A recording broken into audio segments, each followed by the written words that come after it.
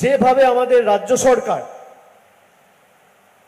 এই স্বাস্থ্য ক্ষেত্রে বিশেষ করে বিগত 14 বছরে যেভাবে আমূল পরিবর্তন এনেছে, 34 বছর যারা ক্ষমতায় ছিল স্বাস্থ্যটাকে কার্যত রসাতলে পাঠিয়েছিল।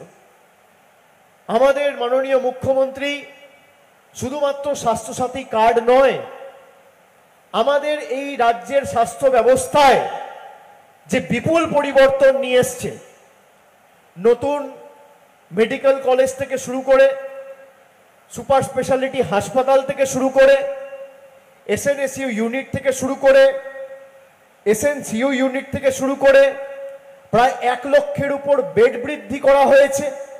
যেখানে ডায়াগনস্টিক সেন্টার ছিল নামমাত্র 30-40টা, সেখানে প্রায় 4000 ডায়াগনস্টিক সেন্টার গত 14 বছরে আমাদের বাংলায় হয়েছে। শুধু তাই নয়, প্রায় 14,000 সুস্বাস্থ্য কেন্দ্র রয়েছে বাংলা জুড়ে।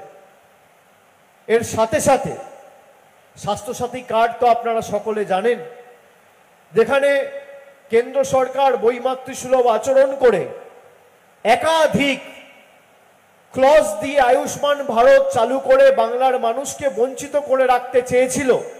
সেখানে কোনো রকম ক্লজ ছাড়া, কোনো এলিজিবিলিটি ক্রাইটেরিয়া ছাড়া ছোট থেকে বড় 8 থেকে 80 সবাইকে, বাংলার 10 কোটি মানুষকে স্বাস্থ্যসাথীর মাধ্যমে সরাসরি স্বাস্থ্য ব্যবস্থার অধীনে ভালোভাবে যাতে চিকিৎসা পায় 5 লক্ষ টাকার কভারেজ দিয়ে আমাদের মুখ্যমন্ত্রী তাদের পরিবারের যে সবথেকে বয়োজ্যেষ্ঠ মহিলা অর্থাৎ নারী ক্ষমতায়নের অন্যতম প্রতীক হিসেবে স্বাস্থ্যসাথী চালু করেছে।